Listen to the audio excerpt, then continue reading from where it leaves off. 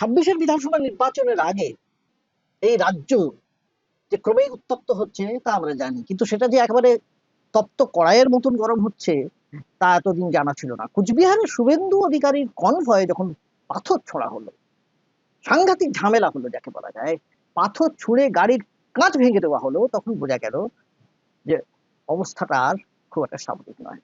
এটা অবশ্য পশ্চিমবঙ্গের একটা রীতি, নির্বাচনের আগে এই ধরনের সংঘর্ষ হওয়া, গাড়ির কাঁচ ভাঙা, রক্তপাত এ চলতে থাকে, আমরা জানি, কিন্তু তা নয়। আমার এখানে বক্তব্য হচ্ছে কোচবিহার, যেটা কার্যত ভারতীয় জনতা পার্টির, মানে পশ্চিমবঙ্গের ভারতীয় জনতা পার্টির একটা গড় তৈরি হয়েছিল, সেই গড়ে এত ভালো নির্বাচনের ফল হয়েছিল বিজেপি, সেখানে শুভেন্দু অধিকারীর গাড়িতে এরকম ভাবে হামলা চালালো, বাইরে কালো পতাকা ধুলেও তাকে বিভিন্ন স্লোগান উঠলো শুভেন্দু অধিকারীর বিরুদ্ধে, কি করে? এবং সেখানে বিজেপির অনুগামীরা, সমর্থকরা, কর্মীরা কোথায় গেল? সেরকম ভাবে কি দেখতে পেলাম? আমরা পেলাম না। কেন বলছি এই কথাটা? দেখুন, শুভেন্দু অধিকারী এর আগেই বলে এসেছিলেন কোচবিহারে তিনি সমস্ত বিধায়কদের নিয়ে যাবেন, সেখানে বিধায়কদের নিয়ে গিয়ে মিছিল করবেন। কোথায়? দেখতে পেলাম না।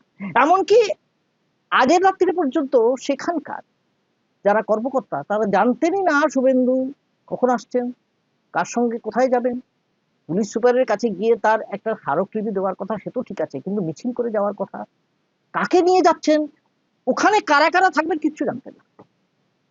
এবং সেই ধরনের একটা এলোমেলো সংগঠনের চেহারা আমরা দেখতে পেলাম। এমন নয় যে সেখানে তৃণমূল কিন্তু খুব পাক্কা সংগঠনের উপর দাঁড়িয়ে আছে, মনে রাখবেন সেখানেও কিন্তু তৃণমূল দুভাগ। একদিকে দেখুন চেয়ারম্যান রবীন্দ্রনাথ ঘোষ, তিনি আছেন, অন্যদিকে উদয়ন গুহ। এই দুজনের মধ্যে কিন্তু কোনো ভালোবাসার যে ঘাটতি আছে সেটা বোধহয় কেউ বলবেন না, কারণ দুজনে দুজনের মুখ দেখতে চাইছেন না এখানে, এইটাই আর কি। সেখানে কি করে এটা হয়? তার কারণ হচ্ছে যে সংগঠন বিজেপি ভেবেছিল তৈরি করবে তা কিছুই তৈরি হয়নি। আগামী নির্বাচনের আগে এটা একটা বড় ধাক্কা হতে পারে বিজেপি। এটা একটা ফলা, একটা ফলা, বাকি আরো দুটো ফলা আছে, সেটা কি করে সামলাবে? জোরে যদি ধাক্কা লাগে, একটা কথা ছিল না, জোর কা ধাক্কা ধীরে সে লাগে, মনে আছে তো? সেই জোর কা ধাক্কা, কারণ দুটো ধাক্কা আরো আছে। একটা হচ্ছে এসআইআর, হ্যাঁ, আরেকটা হচ্ছে আমরি বাংলা ভাষা। এই দুটোই কিন্তু দুটো ফলা, এই যুগ্ম ফলায় কিন্তু বিদ্ধ হচ্ছে একদিকে বিজেপি, আবার আরেকদিকে দেখলাম সংগঠন, তিনটে ফলা। আমি তার আগে অন্য দুটো আগে বলি, ওই দুটো ফলার কথা বলি।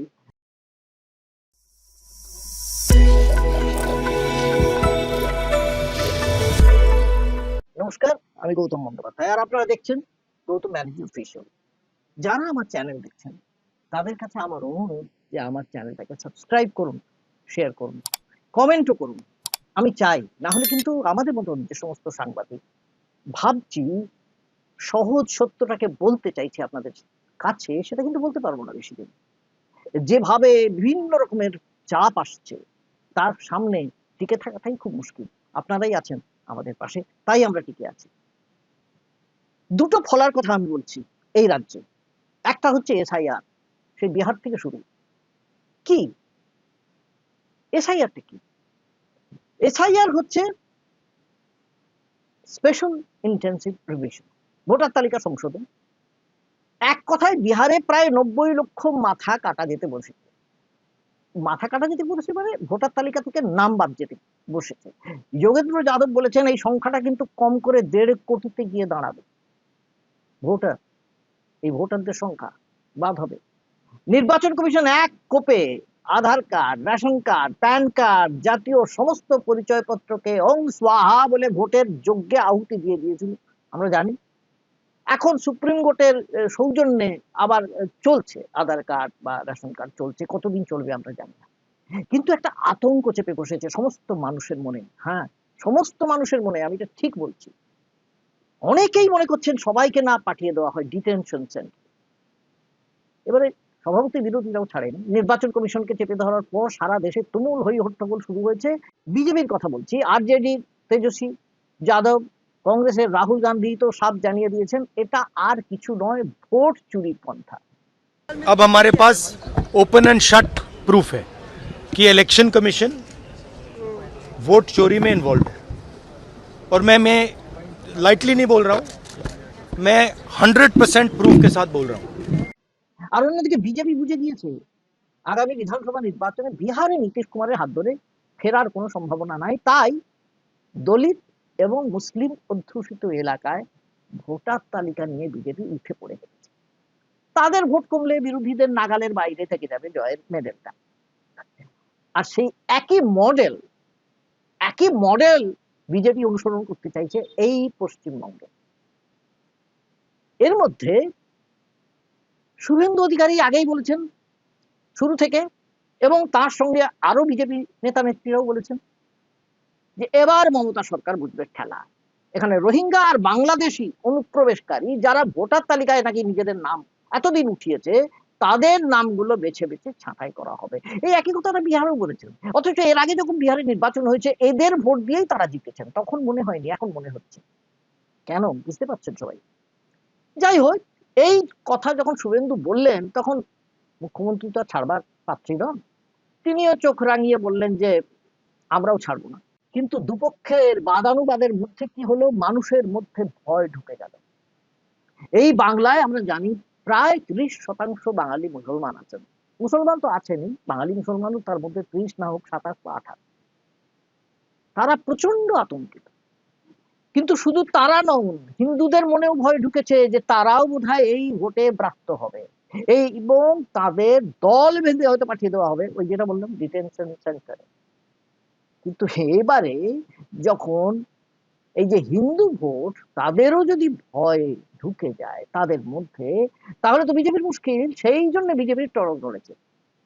বিজেপি এখন চাইছে অন্তত বাবা বাছা করে সবাইকে সামলাতে। দেখুন প্রসূন রায় কি বলছেন। দিন ধরে কিছু ফোন আমার কাছে আসছে, পাড়া প্রতিবেশীরা প্রায় জিজ্ঞাসা করছে, এবং সবার মধ্যেই একটা আতঙ্ক, একটা ভয়ের মধ্যেই তারা প্রশ্নটা করছে যে তাদেরকে আবার অন্য জায়গায় চলে যেতে হবে না তো, বাংলাদেশে চলে যেতে হবে না তো। তাদের একটা বড় অংশ হচ্ছে যারা ওপার বাংলা থেকে উদ্বাস্তু হয়ে আমাদের দেশে এসেছেন, এবং কিছু সংখ্যক আমার বাল্যবন্ধু মুসলিম যাদের সাথে আমরা পড়াশোনা করেছি, যাদের জন্ম এদেশে হয়েছে, যাদের বাবার জন্ম এদেশে হয়েছে, তারাও আছে। এই প্রসঙ্গে একটা কথা আমি বলি যে তৃণমূল কংগ্রেস, মমতা ব্যানার্জি এবং সিপিএম যারা বলেছিল কাগজ আমরা দেখাবো না, এদের পরিকল্পিতভাবে আবার তারা প্রচার করার চেষ্টা করছে যেভাবে 2019-এ চেষ্টা করেছিল। 2019-এ নরেন্দ্র মোদী সরকার যখন সিএএ আনবে বলে চেষ্টা চলছিল, তখন ঠিক একই রকম প্রচার চলছিল যে সিএএ হলে সবাইকে নাকি বাংলাদেশে চলে যেতে হবে। সিএএ চালু হয়ে গেছে, কিন্তু এটা হচ্ছে প্রমাণিত সত্য যে সিএএ এর জন্য কাউকে বাংলাদেশে যেতে হয়নি। তাই এবারও যে প্রচারটা, যে ভীতি মমতা ব্যানার্জি চালাচ্ছেন, আমি সবাইকে বলবো একদম বিভ্রান্ত হবেন না। এই যে স্পেশাল ডিভিশন হচ্ছে, ভোটার লিস্টে স্পেশাল ডিভিশন হচ্ছে, তাদের জন্য কোনো ভারতীয় নাগরিককে কোনো রকম অসুবিধার মধ্যে পড়তে হবে না।